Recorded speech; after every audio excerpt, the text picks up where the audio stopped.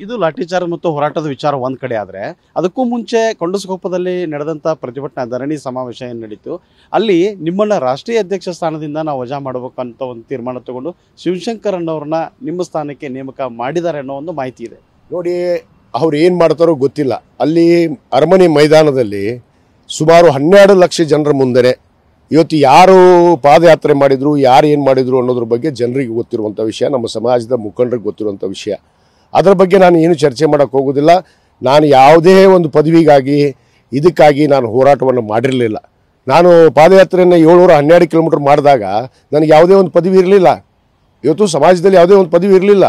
ನಾನೊಬ್ಬ ಮಾಜಿ ಶಾಸಕನಾಗಿ, ಸಮಾಜದ ಒಬ್ಬ ಕಟ್ಟ ಕಡೆ ಮನುಷ್ಯನಾಗಿ ಸಮಾಜದ ನ್ಯಾಯ ಕೊಡಿಸ್ಬೇಕು, ಸಮಾಜದ ಮಕ್ಕಳಿಗೆ ಇವತ್ತು ನ್ಯಾಯ ಸಿಗಬೇಕು ಅನ್ನೋ ಉದ್ದೇಶವನ್ನು ಇಟ್ಕೊಂಡು ಹೊರಟಿದ್ದಾವ. ಈ ಪದವಿಗೆ ಐ ಡೋಂಟ್ ಕೇರ್. ಹಾಗಾದರೆ ಈಗ ನಿಮ್ಮದು ಒಂದಾಗಿ ಇದ್ದಂಥ ಏನು ನಿಮ್ಮ ಒಂದು ಬಣ ಇರ್ಬೋದು, ತಂಡ ಈಗ 2 ಭಾಗವಾಯಿತು. ಹಾಗಾದರೆ ಕಾಶಪ್ಪನವರ ಮುಂದಿನ ಹೋರಾಟ ಸಮಾಜದ ಮೀಸಲಾತಿಗಾಗಿ ಯಾವ ರೀತಿ ನಡೆಯುತ್ತೆ? ಖಂಡಿತವಾಗಿ ನಮ್ಮ ಜನಪ್ರತಿನಿಧಿಗಳು ಏನು ಇವತ್ತು ಶಾಸಕರಿದ್ದಾರೆ, ಇವತ್ತು ನಮ್ಮ ಪಕ್ಷದಲ್ಲಿ ಆಗಿರ್ಬೋದು, ಇನ್ನೊಂದು ಪಕ್ಷದಲ್ಲಿ ಆಗಿರ್ಬೋದು, ಅನೇಕ ಜನ ನನ್ನ ಸಂಪರ್ಕದಲ್ಲಿದ್ದಾರೆ. ನಾನು ಅವ್ರಿಗೆ ನಿರಂತರವಾಗಿ ಈ ವಿಚಾರವಾಗಿ ನಾನು ಮಾತಾಡಿದ್ದೇನೆ. ಮಾನ್ಯ ಮುಖ್ಯಮಂತ್ರಿಗಳ ಗಮನಕ್ಕೂ ಕೂಡ ನಿನ್ನೆ ತಾನೇ ನಾನು ತಂದಿದ್ದೀನಿ. ಈ ವಿಚಾರವಾಗಿ ಈ ರೀತಿ ಆಗಬಾರ್ದು ಅಂತನ್ನೋ ವಿಚಾರವನ್ನು ಮಾನ್ಯ ಮುಖ್ಯಮಂತ್ರಿಗಳು ಕೂಡ ನಮಗೆ ಸಮಯಾವಕಾಶವನ್ನು ಕೊಡ್ತೀನಿ ಅಂತ ಹೇಳಿದ್ದಾರೆ.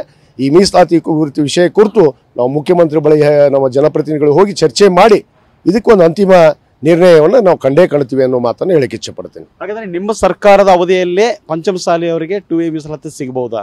ಖಂಡಿತವಾಗಿ ಸಿಗ್ಬೋದು. ಇವ್ರ ಥರ ಹಿಂದಿನ ಸರ್ಕಾರ ಮೋಸ ಮಾಡುವಂಥ ಕೆಲಸ ಮಾಡಿದ್ರಲ್ಲ. ತಾಯಿ ಮೇಲೆ ಆನೆ ಮಾಡಿ ಒಬ್ಬ ಮುಖ್ಯಮಂತ್ರಿಗಳು, ಸದನದಲ್ಲಿ ಒಬ್ಬರು ಮುಖ್ಯಮಂತ್ರಿಗಳು ಮಾತನ್ನು ಕೊಟ್ಟರು.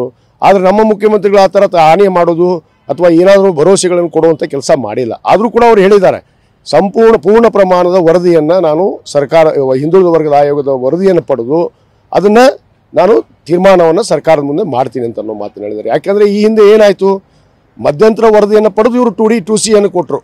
ಇವತ್ತು ಇವರು 2D 2C ಅನ್ನಾದರೂ ಬೇಡ ಅಂತ ಸ್ಪಷ್ಟವಾಗಿ ಬರೆದು ಕೊಡಲಿ. ಇವ್ರಿಗೆ ಯಾವ ಮೀಸಲಾತಿ ಪ್ರಮಾಣ ಬೇಕನ್ನೋದು ಕೂಡ ಇವ್ರ ಹತ್ರ ಸ್ಪಷ್ಟತೆ ಇಲ್ಲ. ಇವತ್ತು ತಡೆಯಾಜ್ಞೆ ಇದೆ ಸರ್ವೋಚ್ಚ ನ್ಯಾಯಾಲಯದಲ್ಲಿ. ಇವ್ರು ಕೊಟ್ಟಂಥ ಏನು 2D 2C ಅಲ್ಲೇ ಸರ್ಕಾರವೇ ಹಿಂಬರ ಬರೆದು ಕೊಟ್ಟಿದೆ. ನಾವು 2B ಮೀಸಲಾತಿಯನ್ನು ತೆಗೆದಿದ್ದೀವಿ, 4% ಅಲ್ಪಸಂಖ್ಯಾತರದ್ದು, ಅದಕ್ಕೆ ನಾವು ಯಾವುದೇ ರೀತಿ ತೊಂದರೆ ಮಾಡೋದಿಲ್ಲ ಅಂತ ಅನ್ನೋದು ಕೂಡ ಬರೆದು ಕೊಟ್ಟಿದ್ದಾರೆ. ಇವತ್ತು ನಾನು ಒಂದು ಮಾತನ್ನು ಭಾಳ ಸ್ಪಷ್ಟವಾಗಿ ಹೇಳೋಕ್ಕೆ ಇಚ್ಛೆಪಡ್ತೇನೆ. ಸಂಪೂರ್ಣ ವರದಿ ಇವತ್ತು ಹಿಂದುಳಿದ ವರ್ಗದ ಆಯೋಗದ್ದು ಬರಬೇಕು. ಬಂದ ಮೇಲೆ ಅದನ್ನು ಸರ್ಕಾರದ ಮುಂದೆ ಇಟ್ಟು ಸರ್ಕಾರದ ಕ್ಯಾಬಿನೆಟ್ನಲ್ಲಿ ಇವತ್ತು ಚರ್ಚೆ ಆಗಿ ಆ ವಿಷಯಕ್ಕೆ ನಮಗೆ ಅನುಮೋದನೆ ದೊರಕಬೇಕು. ಈ ನಿಟ್ಟಿನಲ್ಲಿ ನಮ್ಮ ಪ್ರಯತ್ನ ಇದೆ. ಈ ಹೋರಾಟಗಳು, ಈ ಏನು ಗಲಾಟೆಗಳನ್ನು ಮಾಡೋದಕ್ಕೆ ನಾವು ಜನರನ್ನು ಪ್ರಚೋದನೆ ಮಾಡೋದಿಲ್ಲ ಅನ್ನೋ ಮಾತನ್ನು ಭಾಳ ಸ್ಪಷ್ಟವಾಗಿ ಹೇಳಕ್ಕೆ ಇಚ್ಛೆಪಡ್ತೀವಿ.